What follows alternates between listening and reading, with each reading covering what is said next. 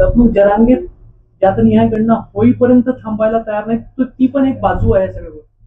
भाजपचा खोटारडा गेले 11 वर्षापासून हा देश बघतो आहे. प्रधानमंत्री नरेंद्र मोदींनी अनेक घोषणा केल्या, पण त्याची एकही अंमलबजावणी या देशात झालेली नाही. राज्याच्या फडणवीस सरकारने 2014 ते 19 अनेक घोषणा केल्या, त्याची अंमलबजावणी झाली नाही. गेल्या 2.5 वर्षात अंमलबजावणी झाली नाही. त्यामुळे या सरकारवर विश्वास कोणी ठेवावा? ना शेतकरी ठेवायला तयार आहेत.